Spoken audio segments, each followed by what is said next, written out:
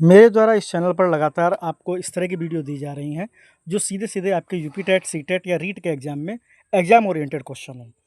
इसी सीरीज़ में आज हम आपके सामने लेके आए हैं सारे के सारे कथन जो अभी तक यूपी टेट, सीटेट, रीट के प्रीवियस ईयर क्वेश्चंस बने हुए हैं और इनके आने के चांस पूरे एग्ज़ाम में रहते हैं। तो चलिए शुरू करते हैं।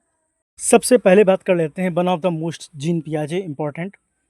बच्चा एक छोटा वैज्ञानिक है, ये स्टेटमेंट जीन पियाजे ने दिया था। ज्ञान का निर्माण स्वयं बच्चा करता है, यह भी कथन जीन पियाजे का है। जीन पियाजे का एक अन्य बहुत ज़्यादा प्रमुख कथन है जो कई बार एग्जाम्स में आ चुका है, सीखना सक्रिय प्रक्रिया है। यदि आपसे पूछा जाता है सीखना सक्रिय प्रक्रिया है, यह कथन किसने दिया था, तो जवाब होगा आपका जीन पियाजे। जीन पियाजे का एक अन्य प्रमुख कथन जो है वह है आत्मसातीकरण यानी एजिमुलेशन और समायोजन यानी एकोमोडेशन से संज्ञानात्मक विकास होता है। तो संज्ञानात्मक विकास आत्मसातीकरण और समायोजन से होता है। यह कथन जब आपसे पूछा जाएगा किसने दिया था, तो आपका सही जवाब होगा जीन पियाजे।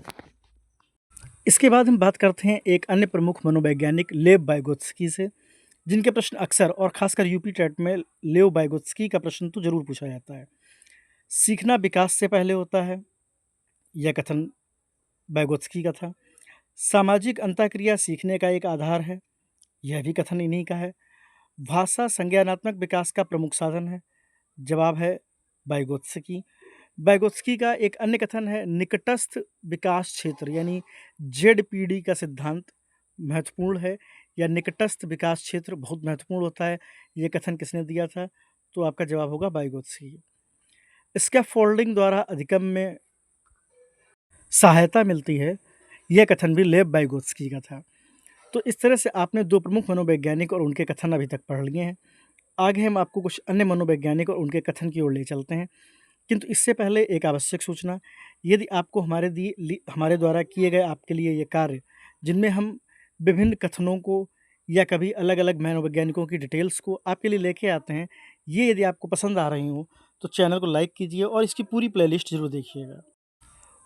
बात जब कथन करने वाले की चल रही हो और उस समय यूपीटीईटी या अन्य एग्जाम में स्किनर का नाम ना आए, ये तो पॉसिबल ही नहीं है, क्योंकि स्किनर के कथन बहुत ही प्रमुख और इम्पॉर्टेंट रहे हैं, कई बार ये एग्जाम्स में पूछे गए हैं।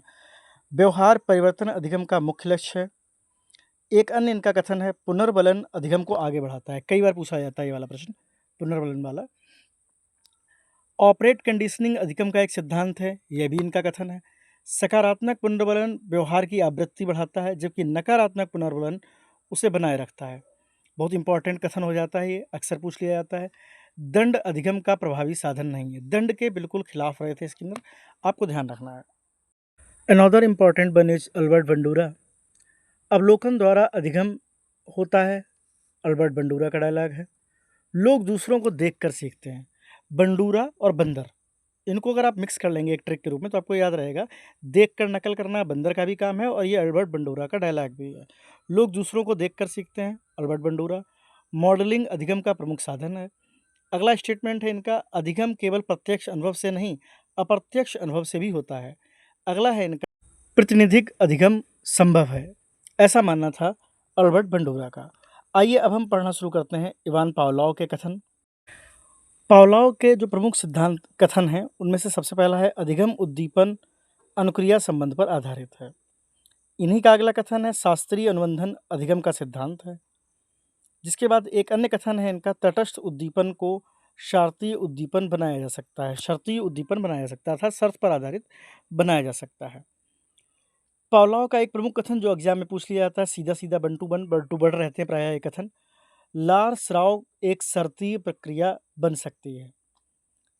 परावार्थ क्रिया यानी रिफ्लेक्शन अधिगम का एक सिद्धांत है। अनदर वन इज जेब्रूनर, खोज आधारित अधिगम सर्वोत्तम है, कहना था जेब्रूनर का। इनका एक अन्य प्रमुख कथन था, कोई भी विषय किसी भी आयु में पढ़ाया जा सकता है, ये ब्रूनर का कहना था। स्पाइरल पाठ्यक्रम का समर्थन इन्होंने किया था, कई बार पूछ लिया जाता है। अधिगम की प्रक्रिया सक्रिय होती है, कथन था जेब्रूनर का। जेब्रूनर का ही एक अन्य कथन था, संरचना अधिगम का आधार है।